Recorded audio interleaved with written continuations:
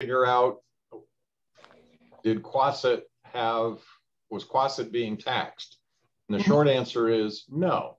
They have a large chunk of land, which is basically the lake, and it's got a 0 assessed value on it.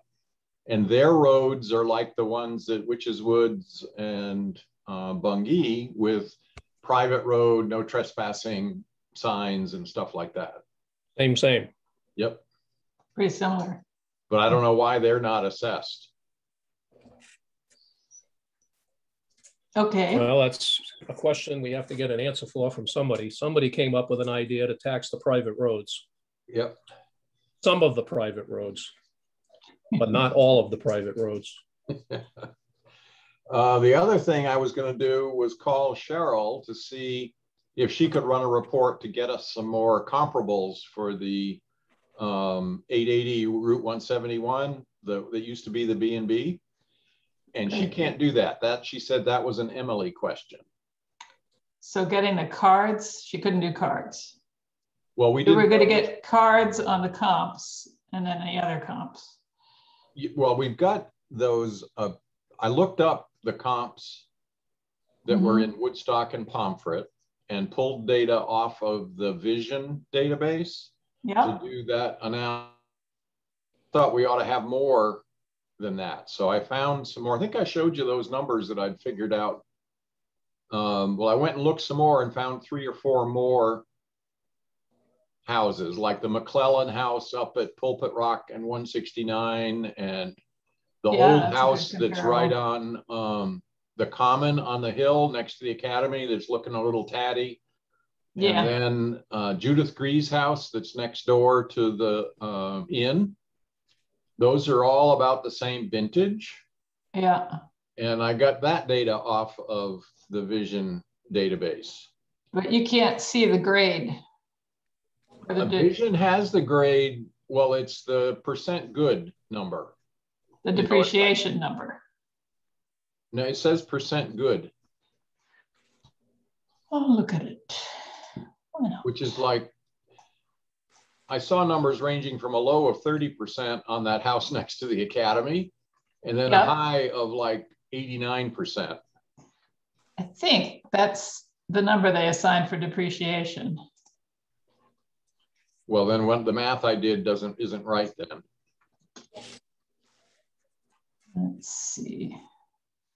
What's and I asked Cheryl some of those questions to make sure the math I was doing was right. Well, she couldn't help me there either. She says, I'm not certified. I don't really understand that. Yep, she's allowed to say that. Because when I did that, so I ended up with, I don't know, I've got 12 or 13 data or properties. Yeah. And when I plot them on a graph, square footage on one side, price per square foot or assessment per square foot or appraisal per square foot on the other, that 880 Route 171 property is kind of in the middle of a bunch. It isn't on way out of line. Could you repeat that, John? Well, maybe, let me see if I can. I was going to say, share a screen up and show us your. If I can share my screen. Here. Share. Right, building percent good, 70. Yeah, I think that's the depreciation number. Okay, well, what I did. Oh, look at you, you got a graph and everything. Yeah, let's go to here first. And you may know more about the appraisal process. But I got the address, and this is some information to help me identify the property, the livable square foot, the improvement appraisal. So it excludes land. Okay, right. And I looked at the extra features, fireplaces, hot tubs, decks, stuff like that. Yeah. Any outbuildings. And then I said, to take out the extra features and the outbuildings and get a net number that's just the base house. Yeah. And compute the dollar per square foot. Yeah, and line. I got this percent good number. And I thought that was a measure of the quality of the house. You know, it looks good or it doesn't. And it is in a way, yeah. Because the subject property is here Where the heck is it? It's here. It is. Line 15, yeah. Okay. This one is 70%. Yep. And that's higher than the others. Yes, Yeah. it is. To get rid of that impact. Yep. So I adjusted these up to 100%, thinking the 60 was sort of a measure of quality. Right. So I you get thought, well, maybe we ought to include the extra items because that's part of the overall assessment of the house. So I added this number back. Yeah. Get all these prices per foot. And then when you look at the graph, here's the prices per foot going up. Yeah. And this is the size of the house, the livable square feet going across. Oh, and there we are in the middle. And here's right dead in the middle. The Yep. yellow dots are this price per square foot that includes the extra items. The blue dots are just the square footage, price per square foot that excludes the extra items like fireplaces, but it's been grossed up to the 100%. And when you do all that, this one's kind of, if you look at those houses, say between 3,500 and 4,000 square feet, and the price per square foot, it's kind of in the middle. It is. Exactly. There are 3 that are more expensive than it. Well, now there's 2. And you could look over here. Well, the orange dot right above it, is that a separate one? Or? Each property gets 2 dots. Oh, okay. Because there's 2 data points, and most of them are pretty close, so the scale is such you don't see the difference. I could probably change the scale, but Yeah, no, I hear you. So anyway, that was leading me down the path that if you, of course, the comps that the owner of that property pulled were based on recent sales. And about half this data is based on vision. So it's all based on the tax appraisal. now her comps were in line with the sales that the vision was based on. They all went back to 15, 16. Well, except that when you look only at her comps, you get numbers. She looks out of line. Hers was the most expensive of the comps. Oh, yeah. Yeah, no, it was definitely meant to steer our thinking in a certain direction. Yep. Well, it worked. It made us curious enough to dig deeper. So I'm looking in column C, Yep. Adjusted dollars per square foot. Yep. And we've got one here that's 192, JW7, line 18. Yeah, that may be a newer house. Let me go over here. Oh, that's that big house next to the academy, and it's only assessed or appraised at 227, but it was 30% good. So when you gross it up, you get up near the $200 a foot. Yeah, and the reason for that is that property on the hill has a neighborhood adjustment. So that's going to bump it up. Well, and then, a house that's— And 171 has not got a neighborhood adjustment. There's nothing special about where Taylor Brook is. Yep. Now, what's the other one? Maybe, let me see where the other ones were that were more expensive. Well, here's 187, right above that one. Well, 187 is, Quasit. that's in Pomfret. That's one I found on Quasit Road. That's a very new contemporary. Okay. So that really, because it's a newer contemporary house, maybe it's not a good comp. Well, but it's about the same size. It's interesting that if it's a newer contemporary, it's already at 60%. But I guess they slap these numbers on a bit randomly. Okay. Yeah, see another one here, this 192. Well, that's the one at the academy. This one is the McClellan house. Yeah. So that gets a comp. That's also a Woodstock Hill thing. And here's a newer 71 versus 165. Yeah, I would expect those to be similar. Let me see what else I've got that's, well, here's one, Echo Farm. That's only 140, 138, 140. That's on 169. Yeah, that's a killer hill that it's on. Anyway, So I didn't 30 realize the hill had a little bump on it. Does it? I mean, a neighborhood adjustment. Oh, yeah. And I only know that because, as I said, I think it was the 2011 reval where they actually sat us down and gave us long introductions. And I don't know if it was true for 2016. I'm actually bringing that forward from 2 revals ago, that they had some neighborhood adjustments. And they had some weird little adjustments. Like I have an adjustment on mine for my view. I pay $7,000. For 7 your times view? $25 a year, or yeah, for my view. Anyway, Yeah, that's an adjustment for our view. Probably not. Anyway, so Echo is quite a bit lower, but it's at 60%. And then these 79, 89%, those are really high. Are those pretty new? Yeah, well, 54 Dug Hill Road, that's the that new big yellow house kind of across from where the Johnsons used to live. Yeah. So that's a much newer house. Yeah. So that's what I think of as the Zipkins house, that brick veneer on the corner that has the llamas. Uh-huh. That's at 40%. And yeah. so it's still got it's about the same size, bigger, another 500 or 600 feet, but it's much lower even with the adjustments. Mm-hmm. And the Peckham farm is another one that I thought would be pretty close. The farmhouse. 158. It is pretty close, actually. And it's 4,000 feet. So the price per foot is pretty close, but it's below. Yeah, I'm surprised because I don't think of that as a fancy house. Might be big, but I would think a B&B would be all dressed up, so to speak. Well, and that may be why it's a 165. Yeah. What was she talking about? What are powder moths? Bugs. They're beetles that chew in the wood. But we have no way of knowing if they were there 4 years ago. So. Yeah. Yeah. Well, unless you got to where you could see at the beams and see the little piles of dust, you wouldn't know it. Yeah, and I've never seen an appraiser look that closely.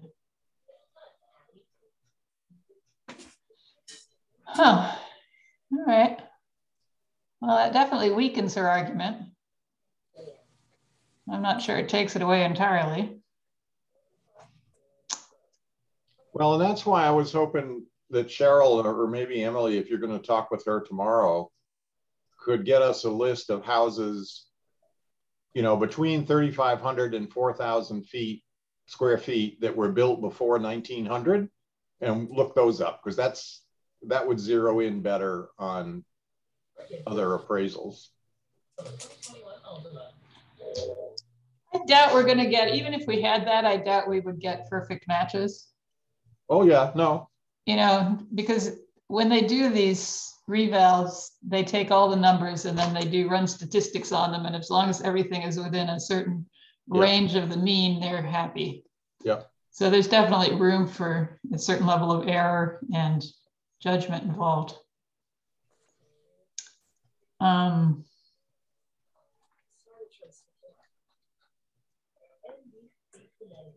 Well, and this one on Child Hill Road was one of the comps that she gave us.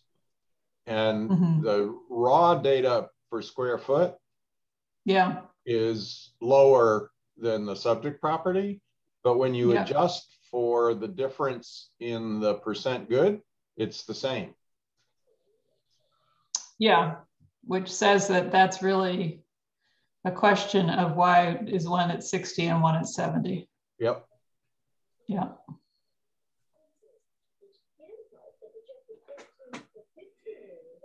And that's closer to the hill.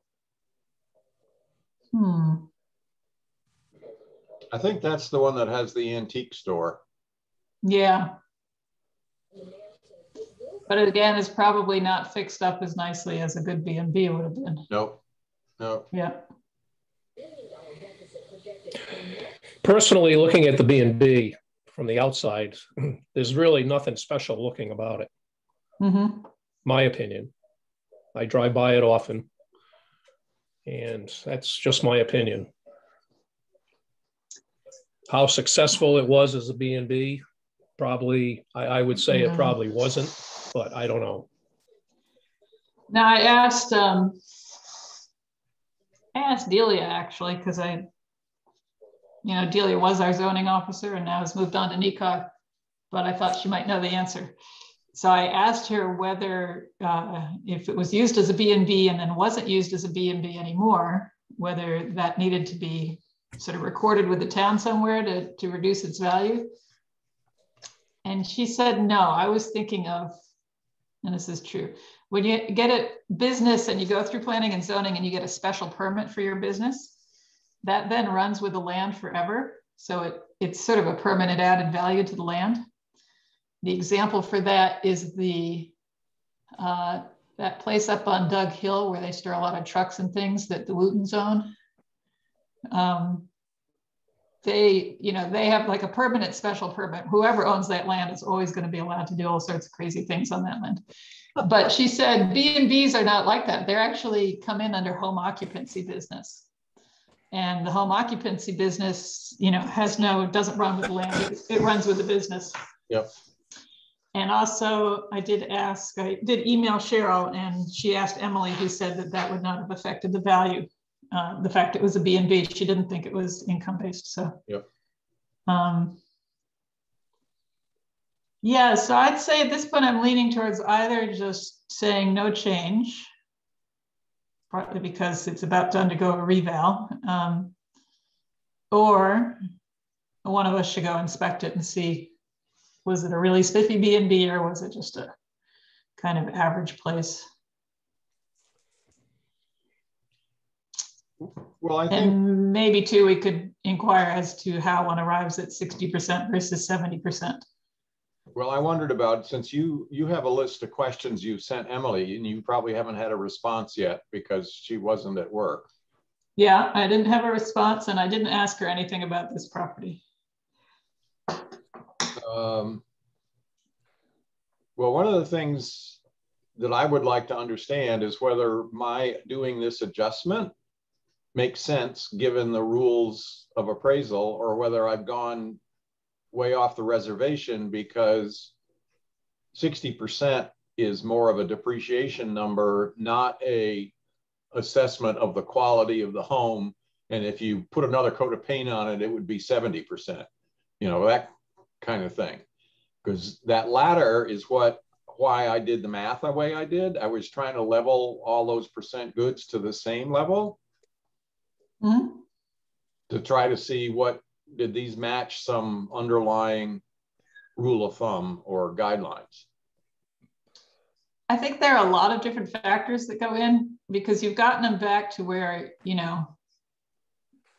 line 8 and line 15 are both at $165, which to me indicates they're built in a similar way, because I think the price per square foot before depreciation is indicative of the quality of the materials and what went into the house. Yep. And then they somehow decide how much it should be depreciated, which I think you're right, is something of a function of how recently it was renovated and how old it is. But it also probably shades into that other aspect, which is the grade that they put on it. Yeah, A, B, C, whatever. And you can't see those. Yeah, and I don't think you can. That's why we wanted to see the card. And I did ask Emily if she could tell us what the grades corresponded to. But I think if we're going to question either the grade or the depreciation, we have to go look at it. Otherwise, if we're fairly comfortable that, this was within range of where it should be, then we should just leave it as is. Well, I think with no change. With no change, yeah. Well, as long as my math is okay, that I haven't committed some logic error, I think the thing is properly appraised. It's within the ballpark. Mm-hmm.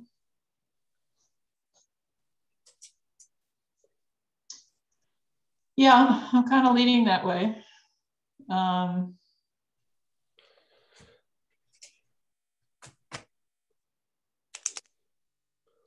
What about you, Ron? I'm good with no change. The numbers kind of spell it out. I mean, we could go take a look, but The thing about taking a look too is it's been 4 years, so we don't really know what it looked like 4 years ago. not much different as far as I'm, from what I said. Like I said, I drive by it every day, and I do look at it. I'm thinking more on the inside. Yeah. Yes. All right. I guess think she did say he's a finished carpenter, so there could be a lot of changes in the interior. Well, they just bought the house last fall, didn't they? Yeah, and if he's a finished carpenter, it's only for the better. Well, we hope. I don't know. All right. Well, I'd be comfortable with no change. Me too. John? Yes, I said no change is fine. Very good. No change it is. Thanks, John, for doing all that footwork. Yes. Very nice. Good. And thought-provoking. Well, since we've just dealt with that, I'll stop sharing. I was going to say, I can't seem to close that spreadsheet. Yeah.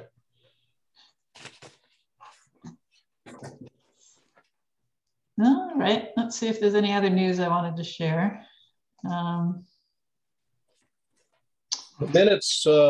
minutes I prepared for our meeting from last Wednesday.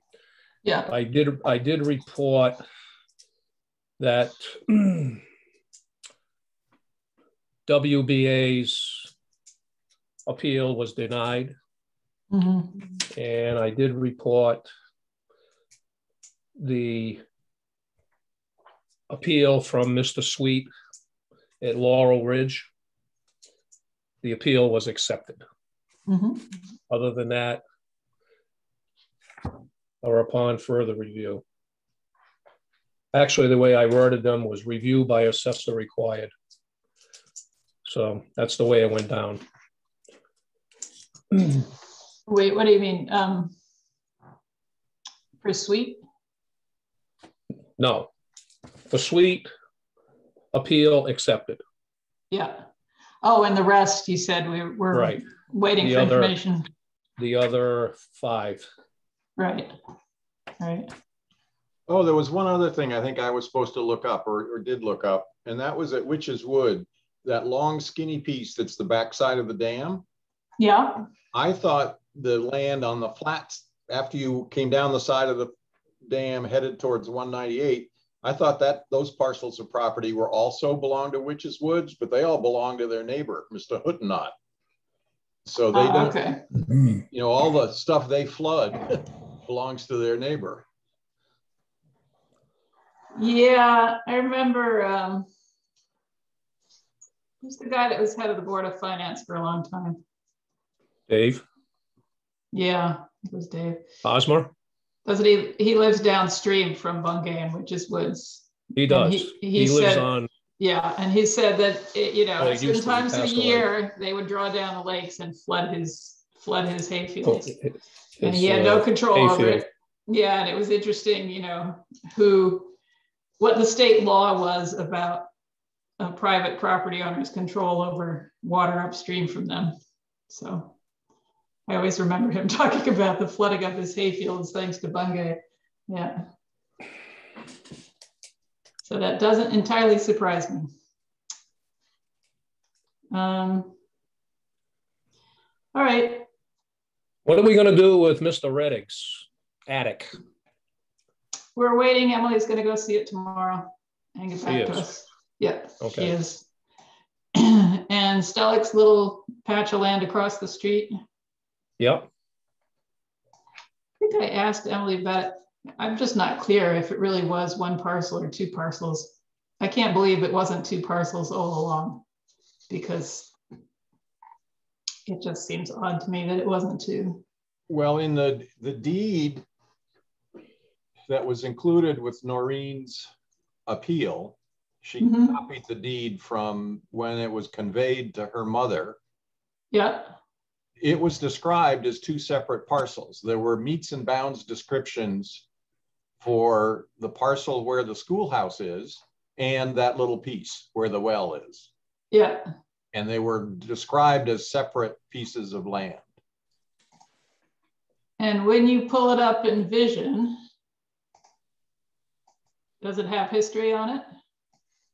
It probably just says 0 for previous years. 5789 3713A. 5789 3713A. Here, I'm looking it up in Vision. Yeah. Interesting. It has no valuation history. So it really looks like it didn't exist in the assessor's books in years past. Well, it may be that, you know, Noreen's parents complained 50 years ago or 20 years ago and got it zeroed out. It's possible. All right, so we really need to straighten this out, because either the assessor is allowed to suddenly wish a parcel into being and slap a value on it, or she's not. And I think planning and zoning might have an opinion on that, which would be Tina. So maybe I'll call her tomorrow, see if I can get somebody in that office and ask her about it. Yeah, she's there Tuesdays. Tina? Yeah, I think she is anyway, because I looked up, I was going to call her about, could they combine that parcel across the road? And you can't, you have to have two separate parcels. Did they tell you that? I didn't talk to them to get that answer. I was talking with Valerie, and she was in the real estate business forever. Ah. And so she said, no, it would be. Her opinion, yeah. Could be, her opinion is, could be the same deed, but it has to be separate parcel numbers. All right, so I'll get a few other expert opinions. We'll see where we end up. Because we shouldn't even. I was talking to her about somebody wants to donate some land to the land trust. Yeah. And it hadn't been surveyed in forever. And she had a horror story about somebody discovering that their land had disappeared. The abutters had surveys done and glommed onto bits and pieces of his land over time, so he didn't have any left. There's a method. Yeah, and I know there are parcels in Woodstock that still don't have clear boundaries. Back, I think Barbara Rich says they have that on the back of their property. But all right. Yeah, because I don't think we should play with value on this until we're absolutely clear that this is a legitimate parcel. Yep. If I was clear on that, then I would recommend, you know, when you have a house lot, additional acres are valued at $3,500 an acre. And I would treat it at 1/20th of 3,500 probably. Just treat it as additional acreage instead of as a building lot right now, which makes no sense to me. You know? Well, that's no sense. You couldn't put anything there. No, it's at 1/20th of the value of a building lot. So yeah. No, don't like that. I don't like that valuation. Even though it's like 50 bucks. Think about the road right of way. I mean, the parcel is a triangle that's about 80 feet on each side. And you take 10 feet off for the right of way on the two roads. So now you've got a piece that's what, 60 by 80. Right. And the setback for any kind of building is 70 feet. You couldn't put a building on it. Maybe you could put a tent up in the summer and sell ice cream like bucks. Lemonade stand. Put a lemonade stand. Got a well right there. You'd get a little extra salt in your lemonade. That's the thing, right? Nice thought. You could use it to brine hams. Yeah, I mean, we could totally make this land valuable. Come on. I mean, it is on a road. It's got frontage. There's value. No, I think valuing it as an additional property with a house lot makes sense. Yeah. Better sense. Okay, but first we have to confirm that it's legitimate to call this a parcel. So. And the roads, well, you have on your list to talk to Emily about, you were going to ask her, were there lake parcels that were not assessed? And we know there's at least one, Quasset. Yeah, so we'll see if she answers. Well, plus we have the others. I mean, there's Roseland and Muddy, and I was thinking. Well, I went and looked at Black Pond.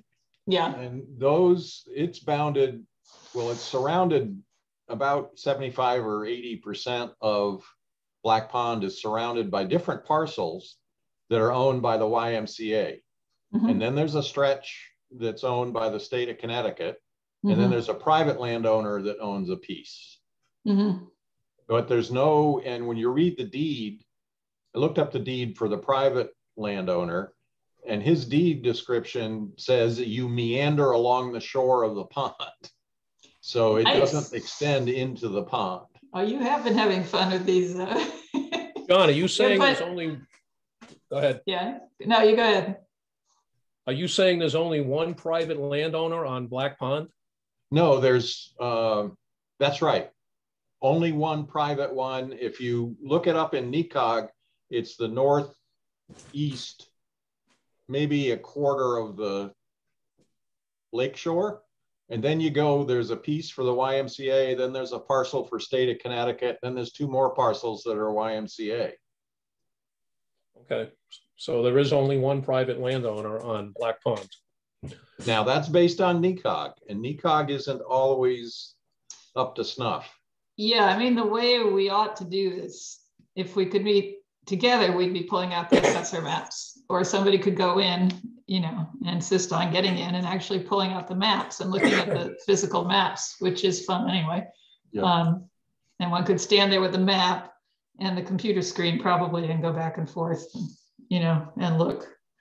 But well, and then I looked at the East Woodstock Pond. It doesn't exist anymore, but it did once, where I used to live, there at the bottom of Woodstock Road, down the hill from the post office. Yeah. And that pond is divided up among 3 or 4 of the adjacent parcels. Yeah, like my beaver pond. Yep. Yeah. Partly because the beaver pond, Russell Hibbard said he could remember when it was a field.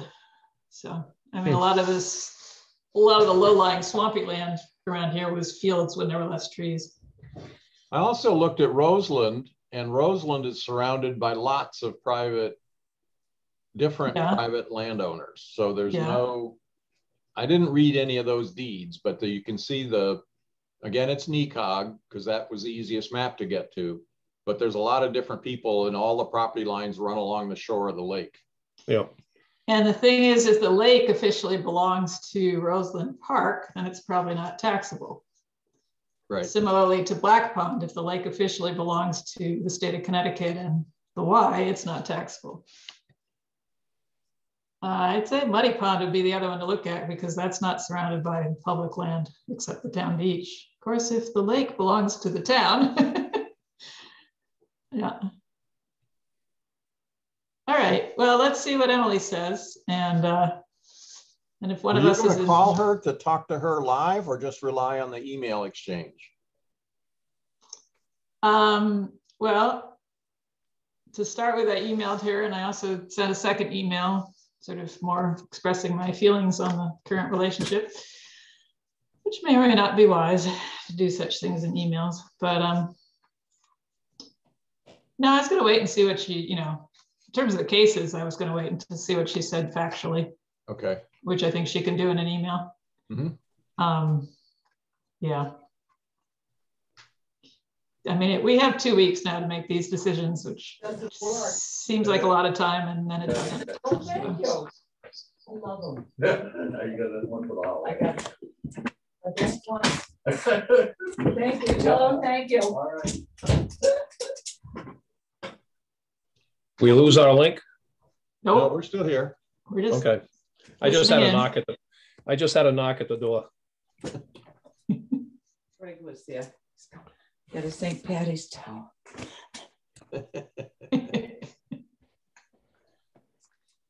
Was there anything else we can do tonight? I mean, have we done all we can? I think so, yeah. I'll write up another notice on that property, the no change property.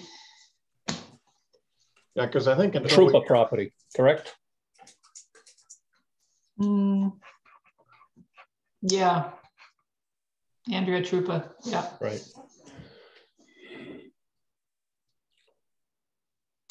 Yeah, you probably want to get the map block lot number on there if you can. That's the most definitive definition of the property.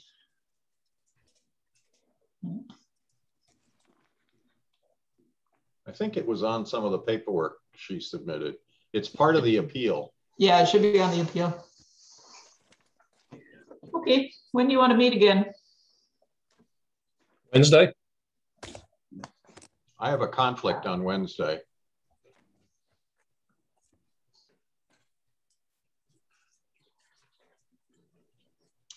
All right, let's stick to emails, and I think by the end of the day tomorrow, we'll know whether Emily's going to answer and what we need to do with that. We could have a meeting during the day if we had to. We just have to decide 24 hours in advance. During the day on Wednesday? Let me look up at something here, because these meetings,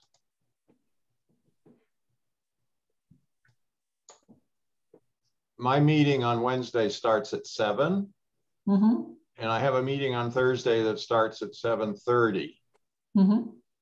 But if we were to meet, I suppose we could meet before those, if you guys want to. If we've heard from Emily, maybe we can wrap it up. And we could put in for Wednesday and Thursday at 6, and then we can always cancel. Well, make it earlier. Yeah, or make it earlier.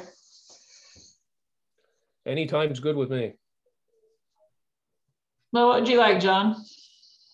Doesn't matter. What's good with John? Doesn't matter. I don't have anything earlier then. It's just I don't want to miss my supper. I know, I'm thinking this. I mean, usually, you know, from 4 until 5:45, I'm busy with stuff, but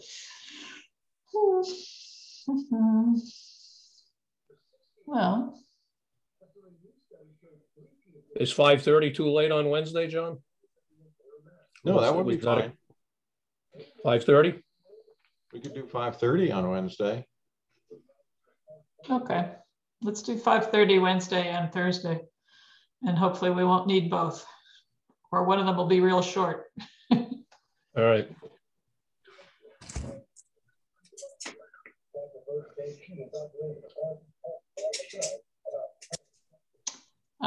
Anthony, you'll set up Zoom for those?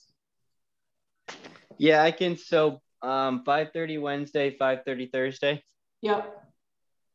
Yep, I can send those agendas out to everyone tomorrow. Okay. More of the same.